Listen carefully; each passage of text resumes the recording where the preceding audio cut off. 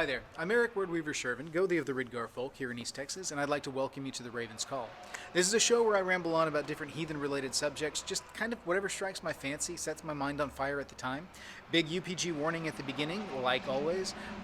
This is just the views of one heathen here in East Texas, one Gothi who's just trying to do right by his tribe and everything, and as people seem to take an interest in the channel, so here you have it. I do not count myself to be an expert on anything. I'm not the end-all, be-all, any kind of Asa Pope or anything. I'm just simply here, talking head on a screen, spouting out heathen stuff. So enjoy. But these conversations are meant to be conversation starters, things to get you thinking, maybe outside the box in a different direction, or maybe pull some focus to something that I think might be a benefit to some people. So we'll see. Housekeeping stuff, all my contact information is down below. Facebook, Twitter, but I really don't use Twitter. I'm on there, but I don't really use it, simply because I don't have time to mess with Twitter, to be honest. My Snapchat, I think, is down there. I'm still getting the hang of Snapchat. I'll try and reply when I can. I'm still very much in the figuring that app out phase, so we'll see. We shall see. Anyway, so feel free to contact down below. My email and everything is down there. Please send in viewer requests as you come across questions or things that you might like seeing covered on the channel. I do get a lot of my content from those requests, and if I haven't gotten back to a request that you've sent in, feel free to nudge me. Either message me on the Facebook group, or or through Facebook, or email me. Things like that. It's easier for me in that respect to kind of track down, because I do have a just laundry list of emails. I was going through them earlier, finding things that I've missed, and it's rather ridiculous. And so I sometimes need those reminders. So feel free to give me a nudge and say, hey, don't forget about this question. It may be one that I've kind of put off because it takes a lot of prep work, and I haven't had time to do the necessary prep work to do that subject correctly. But it never hurts to get the reminder, because I'll bump it back up my list and see if I can't find time to do a little prep work on it, because I do enjoy those. There's a lot of growth that comes out of ones that take a little more prep work and time versus some of these that are more just kind of conversational in nature. Don't have a whole lot of time to read right now, but I'm getting there. I'm getting things worked out in a way that I think I may actually have a little avenue, at least, to get some media consumed in that respect. So fingers crossed. Who knows? We'll see. Maybe I can get the brain juices going and come up with some fun stuff for you guys. I wanted to do more project videos and stuff this year, and then the work thing kind of took a left turn, and so a lot of that hasn't happened. I haven't forgotten about those projects and the desire to do some of that more hands-on stuff with the channel. I can't right now.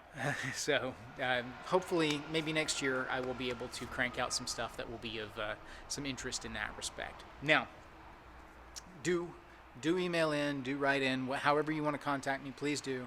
Feel free to nudge me to remind me about a subject that you may want me to go back and cover, and I'll pop it up on the list and see what I can do for you. I love getting those requests. Do not think you're bothering me. Do not think you're wasting my time. Even if it seems like a stupid question, shoot it to me. If it's something simple, I may pop back a quick answer via the email or chat or whatever. If it's something that I think will make a good episode, I'm going to turn it into an episode. Just because, hey, why not? I like it. So, win-win. So, onwards and upwards. Today's subject. I had to think and make sure I got all the housekeeping stuff. But yeah, I think I did. All right, we're on to today's subject then. Today I wanted to talk a little bit about hearth again. I talk a lot about hearth cult being so important, about the focus on hearth culture and developing those things. And we're coming into a time of year that's honestly one of my favorite times of year. When the wild hunt rides through, the wind turns cold, the season begins to change. Now, it's different in different parts of the world as to what you experience as far as a season change. Like for us, it's the beginning of November. Yeah, it's the beginning of November right now, and it's still like 70-something degrees outside. That's Texas. Tomorrow, the high is supposed to be in the 50s. We'll see. I'll believe it when I see it. We're supposed to get a front move through. We may get 50s for a couple of days, and then it may be in the 80s again next week. I don't know. That's Texas weather is Texas weather. If you don't like it, wait 5 minutes. It'll change. Simple as that. So it's impossible to tell, but I do love when that weather starts to change and things get cooler. Um, the fall is my favorite time of year, even though it only lasts about that long for us here in Texas. Uh, we get cold snaps, and then we get a brief cold snap in like February where we might actually get some snow. But other than that, it just kind of gets cool, and I like that kind of cool time. It's enjoyable. So, with the turning of the season, we're coming into a season that is predominantly focused on the inner. This is a time where, during the summer, a lot of things were the outer yard. A lot of things were the outside. You're doing summer activities. You're traveling if you're going to travel. You're doing more of your social interaction kind of stuff. But during the fall and winter time, things begin to turn inner. And we've talked about this on the channel before, but I kind of wanted to revisit because this is an opportunity to kind of ground and recenter. This is more kind of a PSA thing than anything else. This past year and the year before, I know, have been particularly rough for a number of people, myself included. We've dealt with weird things with, the COVID situation, with, everybody's dealing with weird work things, unstable economy situations, just, things are wonky in the world. And when things get wonky in the world, it gets difficult sometimes to maintain connections, to feel connected. And I know that's something that I've experienced myself going around, and I'm willing to bet that a number of you are too. That just seems to be kind of a feel I'm getting from a lot of things. Talking to other heathens, interacting with people. It seems like the entire world has gone through a period of disconnection with all of this. Like the pullback from COVID, the focus on things shifting, and everything's been very just disjointed. And which has its benefits. Honestly speaking, pulling back from the outside world a little bit and focusing on the inner is important. That's actually the focus of this video, I've got that saying, home is where the hearth is, and our hearth is where the heathen is. Heathen's where the hearth is. I think that's it. Heathen's where the hearth is. That's what it was. Anyway, the idea being that hearth culture is the epicenter of heathenry. That's where everything starts and grows out from. So a pullback in that respect is not a bad thing. That's something that we actually can have benefited from. And I think in a large part some of us have. There have been some reconnections within the hearth, but in the same, there's such a focus on things going on in the world around us and frustrations that come from that, overtaxing of schedules and work, and just in general a disconnection that's made it difficult for friends and family to stay connected, to stay cohesive. So the hearth can feel more and more like an island. Again, it's not a bad thing to strengthen the hearth, to be there and to support the hearth.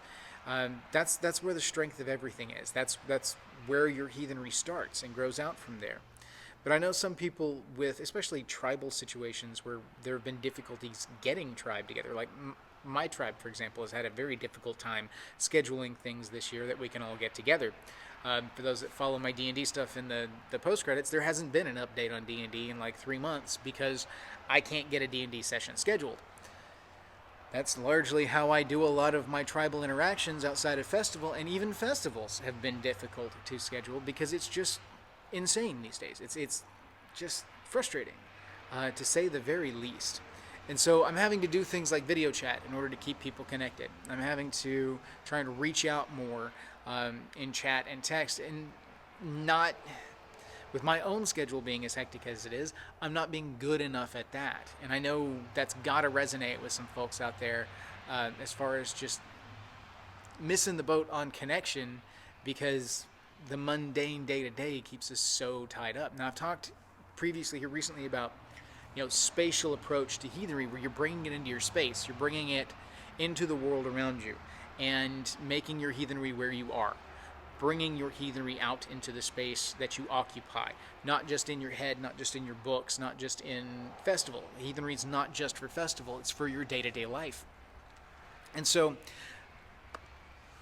with the season turning and us entering that period where the focus comes to the hearth, I think it's a great time to take that kind of spatial awareness, that kind of spatial heathenry, and really kind of drive home some of that during this fall season.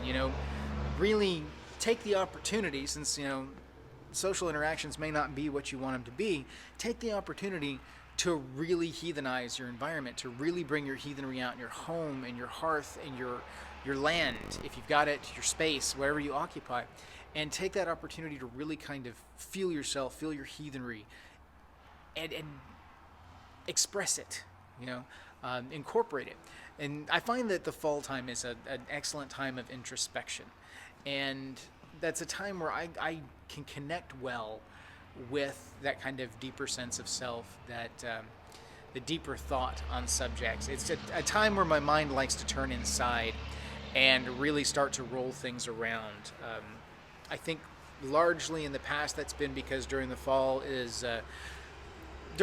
was back when I was in college, would be when studies were starting back up, when things were pulling away from summer activities and were turning towards books and study. So, being a college kid, I always thought of the fall as the studious time, the time when I would turn my attention to the books, to the studies, to introspection. I would spend a lot of time in that nice, beautiful, cool environment and really take some time to meditate, take some time to think, take some time to just find myself in it all. And to this day, I still kind of associate this time of year with that. I still find myself pulling back and going, okay, well, this is, I need to start doing some inner work now, because this is going into the dark times, the cool season, when it's time to start introspection. It's time to start thinking, and to really delve deep on some things. So I would encourage you guys to do this. And one of those things that I would recommend, it's up to you guys, what you use with it, but taking advantage of the opportunity to jump in and really exploring the spatial element of heathenry within your home environment, within your immediate environment, I think this is an excellent time to do that.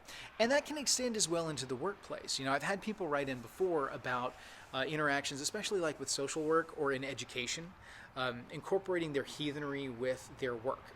And my recommendations with that, as far as dealing with individuals, especially kids who are impressionable, and if there's an accountability issue like with school or with social work, where you can't necessarily espouse your own personal beliefs because you're representing a company or an entity, I've always said, kind of take a let them approach you stance with it. And I still absolutely say let them approach you. Answer questions, but do not do anything that can be seen as proselytizing or pushing. And my buddy Brandon loves the term proselytizing, because I once defined it to him as whoring out your religion. Because, proselytizing, prostituting your religion. So, yeah. Anytime it comes up, he goes gaga, because he's like, there's that word, whoring out your religion. I'm like, yeah, well, yes, but it's still fun and funny. Anyway, I worry about things like that, because being too forceful in those environments can actually be a detriment. One, it can have a negative effect on the kid as far as, being too pushy and then putting them off of it, especially teenagers. Teenagers don't like pushy things. They like to be able to come to it of their own. Developmentally, it's on point. It's on key. That's where they are in life, and that's right. That's where they should be. And so, yeah, totally cool. With younger kids, they can be really impressionable and can parrot things back in such a way that it can damage your relationship, not necessarily with the kids, but with the adults surrounding them that you might be interacting with, that you might have a professional relationship with. And you have to weigh that based on your environment as to what's okay and what's not okay. It varies depending on environment, depending on job description, what your responsibilities are, where your reciprocal obligations are. But that's just one avenue of bringing your heathenry out into the space around you. Like I have shown on the channel before about my office space here that I had back when I was at my boys' home that I worked. And, I incorporated that altar space. And there are, I think, things that you can do in that respect as far as, working with Vatir and things like that in your environment, but also surrounding yourself with imagery and with decorations, if you've got an office space or a cubicle space, that not just pull to, like, say, a Viking aesthetic, if that's something that appeals to you and that you associate with your heathenry, but specifically things that pull to heathen virtues and ethics that you think might be of particular value. that really may be something that you want to work on. Like back with my old office, you guys saw me have the Havamal quotes up all over my office, kind of beautiful mind style. That was something that helped me because I could go through and point at a wall and pull a stanza and then think on that stanza for a little bit.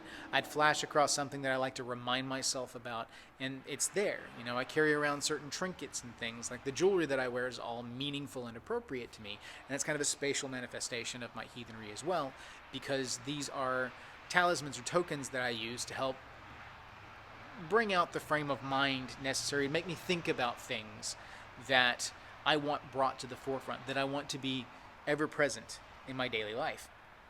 And so, with the winter coming on, with the fall into the winter season, this is an excellent time to do some of that around the house. I mean, there's a lot more time spent inside during the winter time than other times of year.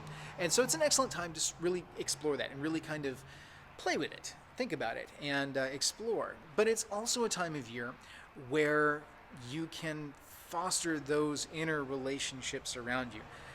Take the time to make those connections, rekindle. We're coming into the tail end of the year.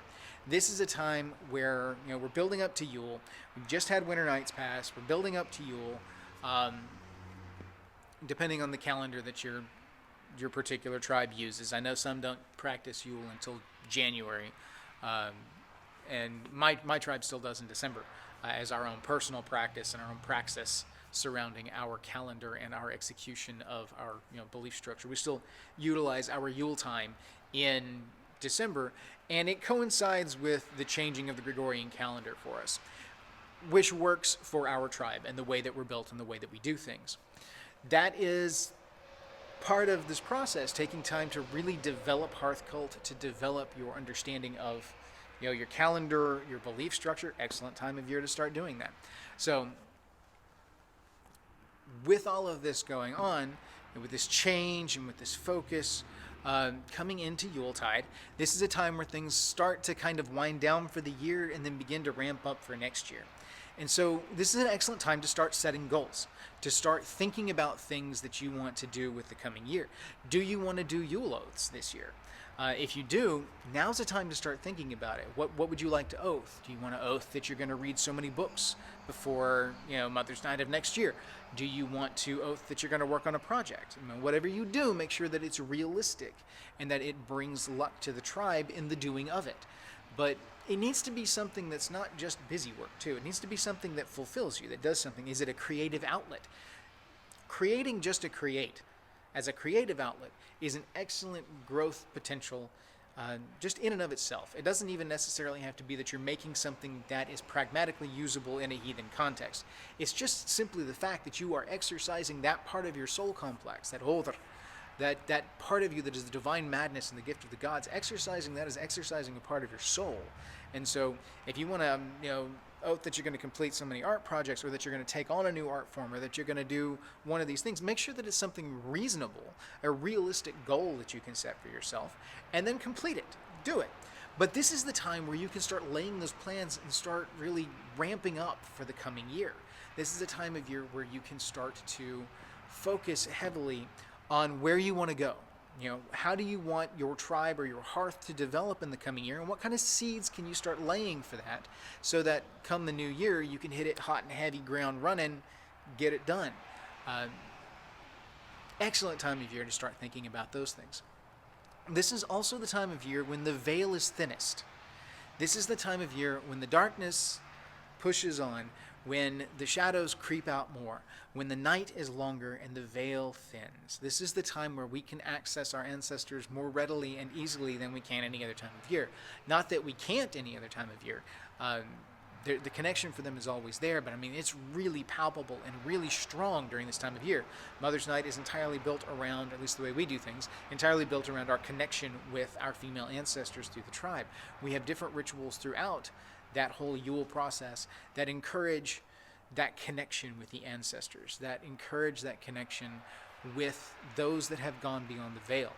So even if things have gotten disjointed throughout the year, if you've had family members pass that you haven't fully gotten to process the passing of, or haven't really gotten to connect with, now's the time. Now's the time. I myself have had some family members pass this year that I, well, actually,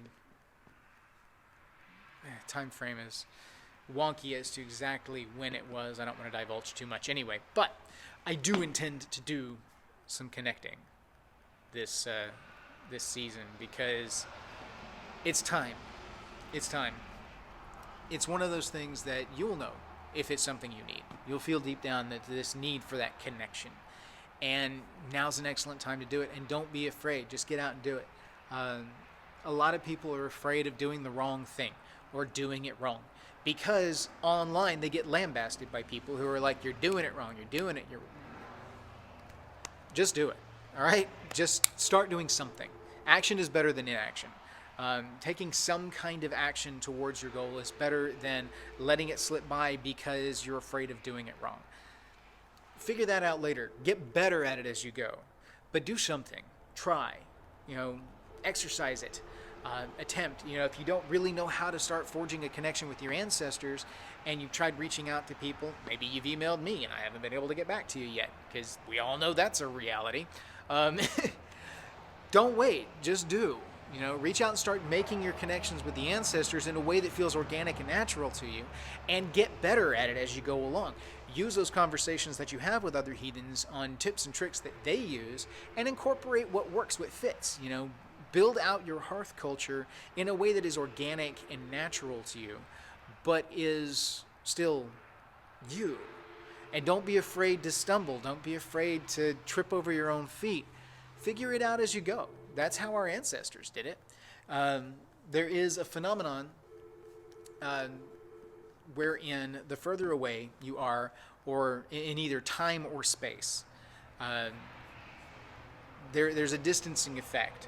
And it has a degrading effect on our ability to understand what actually went on. The essence of this disparity is that things that happened long enough ago that we don't have feet on the ground, eyes on the event stuff, witnesses, feedback.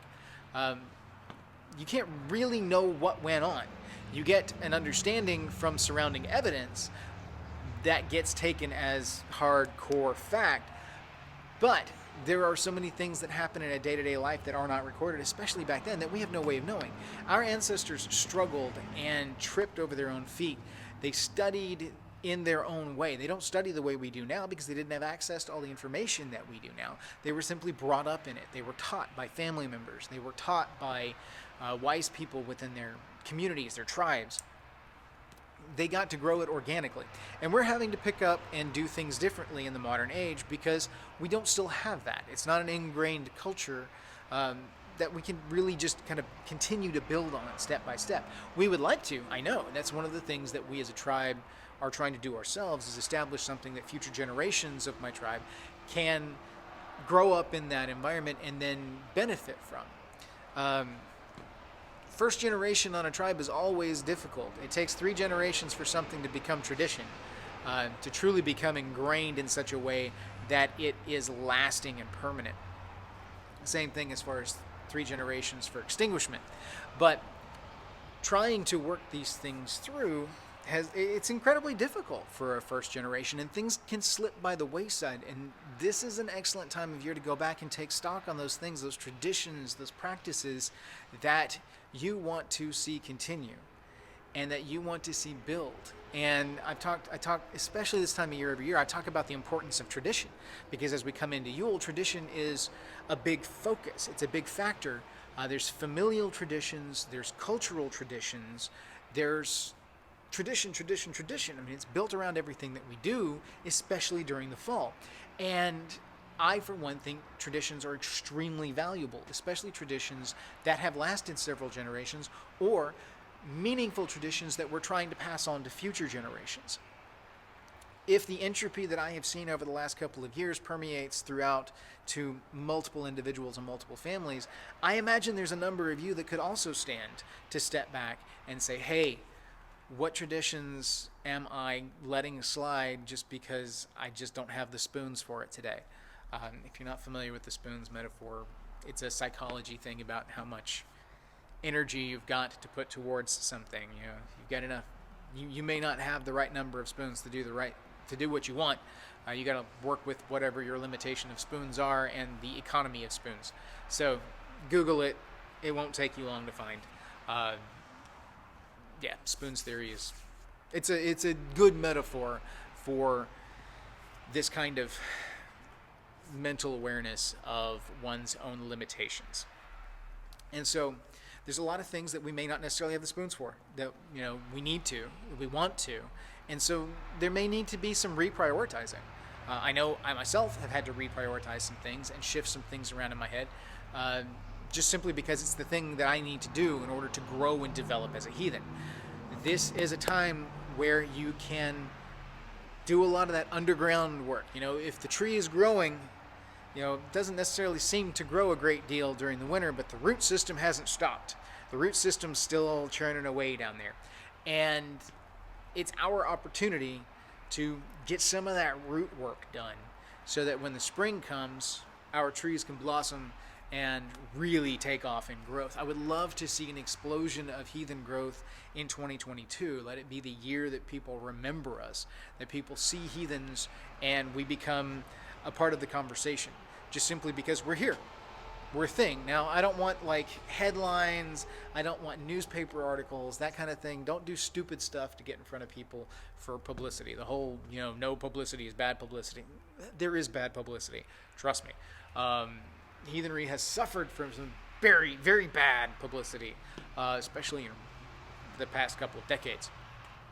So, but I want people to see heathens being heathen and doing heathen things, and recognizing that, hey, they're not all baby eaters. They do good work, They're not all racists.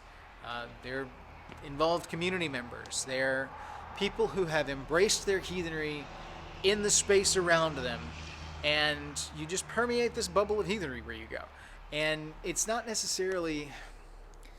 A lot of newbies over-identify their sense of self with their heathenry. Like, I am a heathen, therefore my entire sense of identity is built around my heathenry. But your heathenry informs your sense of identity. Sure, you are still your own person.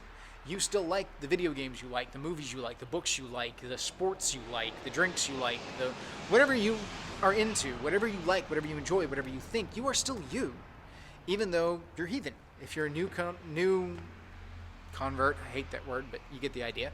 If you've newly come to heathenry, it doesn't have to define everything about you, but your worldview needs to permeate the world around you. You need to be yourself and own it in your own space. Practice it in your own space. Own that bubble. Own your heathen bubble. Build your heathen bubble, and then your heathen bubble will go with you. And so, heathen bubble boy, new hashtag. I don't know. This is a great time of year to start thinking about that. It's a great time of year to start thinking internally about where you want to go, and to start the footwork going forward. Get some practice in doing these things so that when you set out in the coming year and you are ready to hit the ground running, you've got your ducks in a row. You're ready for it. You're ready to start really exploring how this looks for you and embracing your heathenry around you. And that's not to say that you got to go out and be in everybody's face about, I'm a heathen, this is me. It's not about that. It's not about putting on a show. It's not about anybody else. Honestly, it's about you. It's about your hearth. It is about creating a space where you are you, where you are safe to be you. It is creating that safe haven. It is creating that den that is your heathenry and embracing it. One of the coolest things that I experienced in my I wasn't even early heathen years. I'd already been in it for a long time by the time this happened. In the early days of my tribe, when my tribe first started, we actually oathed together as a tribe at LATP, Lightning Across the Plains, back in the day, which was an excellent event. I've talked about it on the channel before. It used to be hosted by Yelton's Bane Kindred back in the day, Kansas City area, where they got together 250, 300 heathens on a hill and had a weekend-long conference where we just talked heathenry stuff and did heathenry activities. I taught a couple of classes there, ran some rituals there. I had a blast. Absolutely loved it up at LATP, and there were some great folks that were putting it on. awesome people, awesome effort, and it took its toll because doing those kind of events, one is not easy, and two, it's extremely taxing. Um, those two do not mean the same thing. So, props to them for having done it for as long as they did, and I completely understand when they finally laid it down and said, "Look, we just can't. We just can't. It's too much. Too much. Don't have the spoons for it." I get it completely. Miss everybody, but I understand. But one of the cool things about that was when we had 250 heathens on a hill in the middle of nowhere, we created a spatially prevalent heathenry. The space just radiated heathen because we all were comfortable in our space. We all set things up in a way that we were comfortable with, that expressed our tribes and our tribal cultures, that really, it felt normal. We did not feel out of place. We created a space where we just were. Titles didn't matter. Which specific branch of heathenry you were didn't matter. We knew we all had some basic commonality within heathenry, but we also recognized the distinct sovereign differences of the tribes and just kind of rolled with it. Now, it wasn't a perfect thing. There was drama behind the scenes. People will people. That's a thing. People will people. So yeah, there was some drama, sure. But for the most part, it was that sense of just normalcy that was fantastic. And I think a number of you get what I'm saying there when I use the term normalcy with relation to heathenry. Because in the outside world, when you're walking in the Utgard, heathenry is not normal. We're different. People don't get us necessarily. They don't understand where a heathen is coming from, what a heathen's worldview is. But when you create that spatial awareness of heathenry, when you really work on a spatial approach to your heathenry, you come to a place where heathenry is normal. It is normalized in this space. One of my dear friends, Mike, does some absolutely awesome work with his spatial approach to heathenry right now. He was actually the one that got me in the conversation that brought this back up, and why I started doing videos on spatial approach to heathenry, because of conversations he and I were having. But he'll do things like family dinner on Sunday nights, and where he gets everybody together, they sit down at the table, they have their meal, they set aside a space for their ancestors. There's some other stuff that's their stuff that I'm not going to share. In general, he's got a lot of things going on where he's keenly aware, but his place is a heathen stead. Is it all Vikinged out? No, not by any means. That's not the aesthetic that he identifies through. He has his aesthetic that he identifies through, and it's unique to him. Very Texas focused, with some very specific draws to familial ties, both through his line and through his wife's line, which creates for an awesome melting pot. Don't overshare. That's what I'm thinking here in my head. I'm like, don't overshare, but the idea is you can have that in your home. You can meld the cultures that make you you and those in your hearth and really bring it to the forefront. You can have your heathenry just in the home, in the spatial presence. But you can also incorporate the multiple cultures that may inhabit your home, especially in today's day and age. Do you have someone who's of Hispanic heritage? Well, then while you're doing Winter Nights stuff, you can be preparing Dia de los Muertos stuff at the same time. These kind of multicultural things can influence and honestly blend together in a lot of ways. Because especially when you look at Winter Nights and Dia de los Muertos, Day of the Dead, when you are looking at what these two do, as far as starting to look towards cross the veil, looking at the ancestors, especially during this time of year, these blend perfectly, because this is a time of year where all of the cultures, at least in our hemispheric region and general spatial correlation, tend to start looking at these things. We tend to start looking across the veil. We tend to start looking at family members that have passed, or looking at connecting across the veil to these spirits and this spiritual side. Blending those cultures, this is a time where there's enough similarity between approaches that it's a great building block for breaking down some of those cultural barriers that may prove an issue within the home. It's a great time to have those conversations of, well, this is what I believe, this is what you believe. How can we bring this together? How can we take our independent beliefs and keep them sovereign, but find a praxis in the middle that meets both of our needs? I can set up my altars, I can do my offerings to my ancestors, and hey, the offerings to the ancestors jives with what you're doing. So let's work those together a little bit. I'll do my mojo, you do your mojo, we'll give to the ancestors together and create this bonding experience between the disparate cultures within the family. And this works with a number of different religions and their approaches to things. It just depends, and they're way too numerous for me to go into detail, but Dia de los Muertos is probably the easiest one here in Texas because it is very prevalent, and they are so similar in approach. This whole time of year really kind of jives with that, but the whole, Halloween, All Hallows Eve, Samhain, Dia de los Muertos, Winter Nights, all of that jives together. And there's a lot of crossover here and a lot of potential to really break down some barriers and to really build that connection within the hearth and the home. You may have spent quarantine together. You may have spent a ton of time together. But chances are really good after that amount of time, people have gone to their corners and are doing their own thing.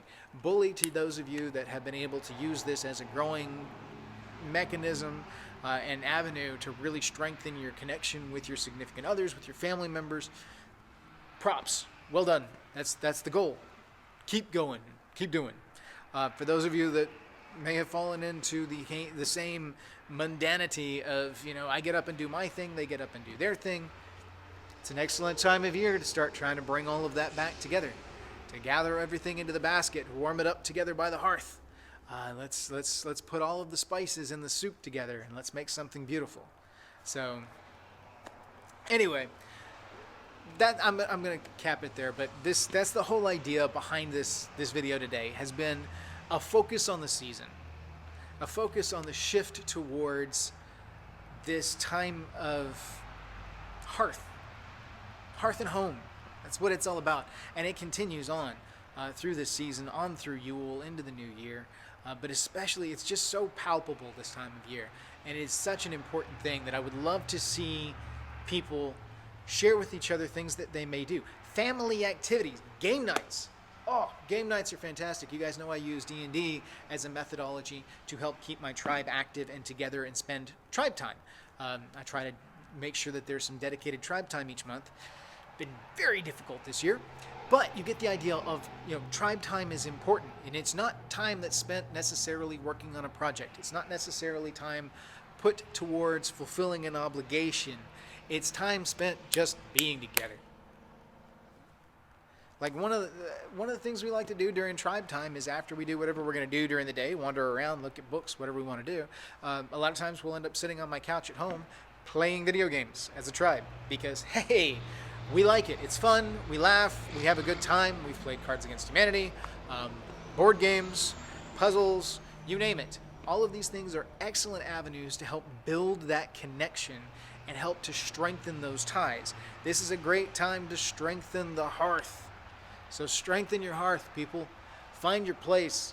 Establish your spatial presence in your heathenry. Make your safe space. Build your heathen bubble. And live. Enjoy it while you can. Because we're not here forever. There's definitely... These kind of thoughts have definitely been churning in my head as far as setting plans going forward in my future and recognizing where some things need to be made priority that may not have been priority before, that were a priority but were allowed to slip from their place on the pedestal where it needs to be. It's time to put them back up there and refocus on those things. And I'm hoping you guys will grow and develop, and that 2022 will be the year of the heathen. That's what I want to see. 2022 is the year where heathens find their footing. And I'm not talking about some global takeover. I'm just talking about being okay in our space. Saying, screw everybody else. We're good. And we're happy in that space. Where more tribes can find their comfort zone. And people can just grow and be. That'd be great, wouldn't it? Wouldn't it be awesome? You know how you do that? Do it with your hearth first. Grass, roots, heathenry. Haha. Yeah, that's the thing.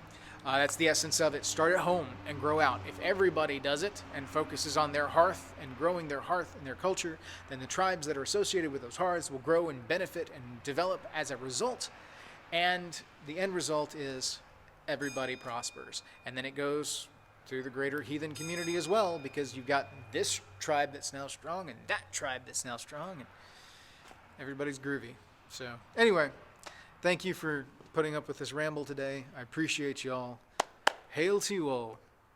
And throughout this season, may your hearth fires burn bright. Hail.